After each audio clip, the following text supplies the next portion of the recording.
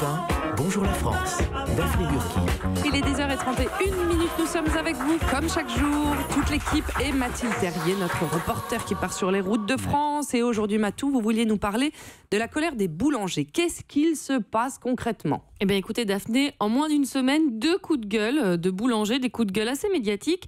Alors le premier vient d'un jeune boulanger situé dans le Tarn-et-Garonne. Ariel, arrêtez.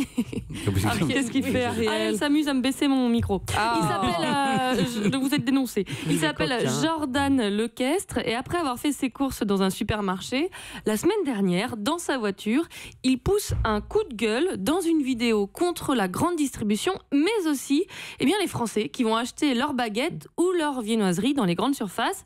Je ne sais pas si ça vous arrive. Pas du tout. Jamais Personne ici. Si, j'ai déjà acheté des baguettes à réchauffer au four. On me dit j'avoue, des baguettes semi-cuites là. Ah oui, les semi-cuites. Non, Là, je pensais que vous parliez des baguettes qui congèlent et qui décongèlent et qui les chauffent et ça sent l'odeur du pain. On a envie de les acheter. On va tout simplement acheter une baguette dans un supermarché quand on n'a pas le temps d'aller chez le boulanger. Bon, écoutez.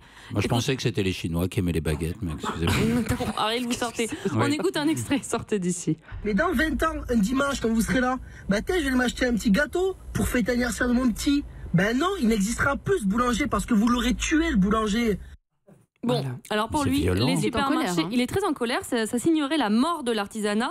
Et à peine postée, cette vidéo a été vue des centaines de milliers de fois. Et hier, il y a un autre boulanger qui lui aussi a tiré la sonnette d'alarme, mais cette fois-ci, non pas pour attirer l'attention dans ce qui se passe dans les grandes surfaces, mais dans les boulangeries. Il s'appelle Frédéric Roy, il est boulanger à Nice depuis 32 ans. Je l'ai joint hier par téléphone et voilà ce qu'il dénonce. Il faut savoir qu'on n'est qu'environ 15% des artisans à encore fabriquer nos viennoiseries parce qu'on a un coût de production qui augmente plus vite que le prix de vente. Donc moi, ma crainte, c'est que dans 5, 10, 15 ou 20 ans, on puisse plus trouver de vrais croissants au beurre tels qu'on les imagine. Ce qui veut dire que les 85% restants vendent des produits industriels. Dans les produits industriels, on trouve un peu de tout, des acides ascorbiques, des amylacés fongiques, des additifs, des conservateurs. Une pâte qui peut rester congelée, crue, pendant près de 6 mois, est obligée de contenir certains produits que je ne connais pas pour que quand on la ressorte de décongélation, elle puisse encore lever. Le mieux, c'est de se dire, arrêtons de faire de la merde, on est des artisans, reprenons notre vrai métier de départ, qui est la fabrication. C'est un peu un coup de gueule à la Jean-Pierre Coff, on pourrait Seulement dire ça. 15% des boulangers. Selon lui, aujourd'hui, 85% des viennoiseries que l'on trouverait dans les boulangeries seraient en fait industrielles, ou avec des additifs, ou du surgelé.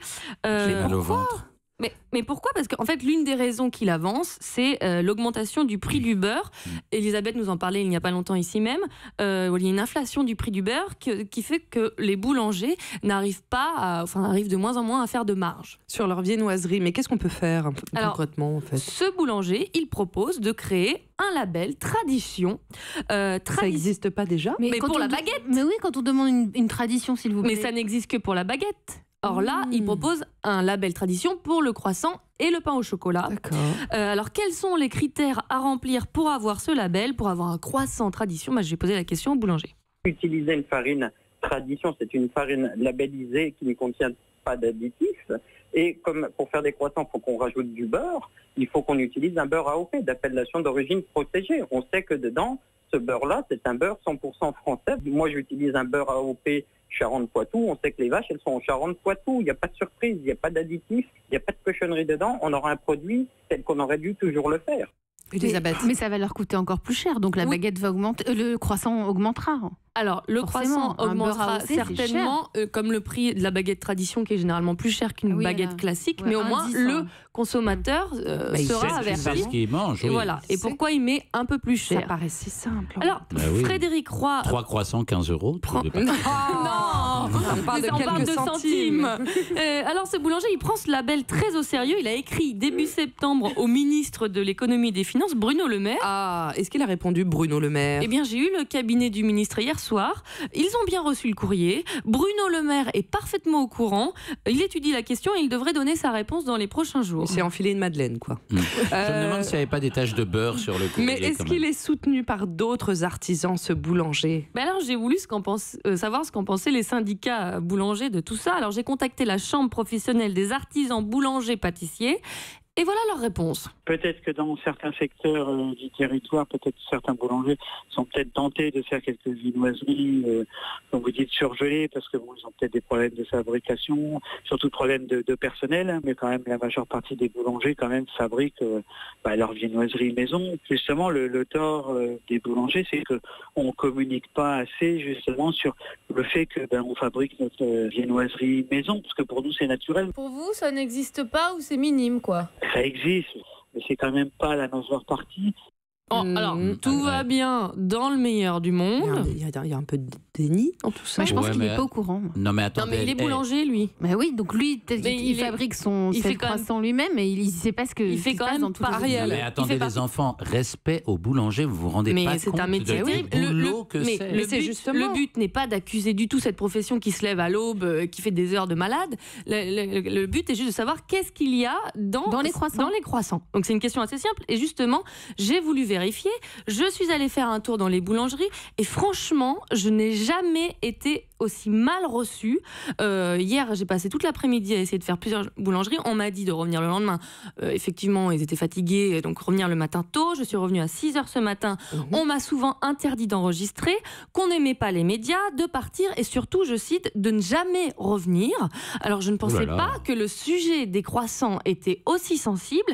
J'ai quand même réussi à en interviewer quelques-uns. Des croissants? Non, Non. ils sont là, si vous voulez, ils peuvent témoigner après. Non, j'ai interviewé quelques boulangers qui étaient là. Et je rappelle encore une fois, l'objectif n'était pas du tout de dire qu'ils faisaient mal leur travail. C'était juste de savoir quels sont les ingrédients et qui les fabrique. Je voudrais un croissant pas trop cuit, s'il vous plaît. Je veux savoir tout simplement comment vous faisiez vos croissants. Passez un autre jour. Je n'ai pas de temps, s'il vous plaît. Mais là, vous êtes tout seul. Je suis tout seul. Mais il est où le boulanger? C'est moi la responsable, madame. Est-ce que vous pouvez me dire ce qu'il y a dans vos croissants? Le beurre, madame. Il vient d'où le beurre? Il vient des vaches. Vous mettez quoi comme farine? Ça dépend de la farine que j'ai. Qu'est-ce qu'il y a dans vos croissants? Beurre, sucre, œuf, et farine et lait. Et vous mettez quoi comme farine? Farine pour croissant. Donc c'est une fabrication maison? Oui, tout est fabriqué maison. Il y en a plein qui achètent des croissants congelés parce que c'est plus intéressant. Mais moi, je les fabrique sur place, sincèrement. Vous pouvez me montrer? Montrer quoi? Comment on fabrique un croissant? Mais j'ai pas le temps, madame. Tout le monde en place, là, mais c'est pas l'heure de montrer. Bon, c'était impossible. Vous vous rendez compte le nombre de vaches qu'il faut pour tout ça? Et attendez, parce qu'il y a des œufs aussi, il faut des poules. Qui vient des vaches. Alors, vous nous avez amené un croissant industriel et un bon croissant. Est-ce que Bertrand, Elisabeth, vous pouvez goûter chacun un croissant? À votre avis, lequel est industriel? Vous pouvez le montrer sur le live d'Europe1.fr. Le petit clair, il est tout mignon, tout brillant, tout bien formé. Elisabeth, elle a l'œil parce que je pense qu'elle a repéré celui qui était vraiment fait. L'autre, il est un peu caoutchouteux. Mais il est beau aussi, hein, mais... Il faut goûter. Oui, bon, allez-y, goûtez, tout ça. N'évitez les bruits de bouche dans le micro. Il peut y avoir un petit arrière-goût de papier A4 parce que c'est dans un emballage de papier pour le gros est de l'industriel, je pense. Ouais. Oui. Il n'a pas de saveur. Mais déjà, il a la forme de l'industriel dans une boulangerie. Il a le goût une sensation de goût de beurre, peut-être quand même. Et alors, le petit, qui a l'air... quand Elisabeth grignote sa costume, elle est géniale, c'est ça. Comment c'est magique. Elle mange un croissant, on dirait une publicité. On a envie d'acheter des croissants. J'ai envie de rentrer dans un croissant. J'ai envie d'être un croissant au jambon et d'être la tranche de jambon dans le croissant de Zaza. Bon, ça va pas. Bon, verdict, Bertrand. Verdict, le petit est meilleur, le petit est le bon. Et un vrai croissant. J'en profite juste pour vous signaler une très belle initiative. C'est comme du bon pain, les bonnes initiatives. La Love Baguette. Oui, à partir d'aujourd'hui, pendant une semaine, 1000 boulangeries partout en France proposent une baguette pas comme les autres, elle est en forme de cœur. Et avec ceci, bah oui, avec ceci, eh bien, ce sera tout. Elle coûte 2 €, donc 1 € est reversé à AIDS, l'association de lutte contre le sida. Donc allez-y, allez acheter ces Love Baguettes. Allez, on continue à passer l'autre actualité du jour en revue. L'actualité que Patrick Cohen n'a tout simplement pas vu passer, trop occupé à tenter de récupérer sa monnaie, vous savez, au distributeur de boissons automatiques qui est tout simplement bloqué. Oui, mais elle vous doit combien la machine, Patrick? 1 €. Ah oui, quand même, 1 €, Patrick Cohen. Bon, vous pouvez le retrouver tous les matins dans Europe Matin dès 7h, mais pour le moment, vous êtes dans Bonjour la France. Merci Matou, merci Elisabeth, à tout de suite.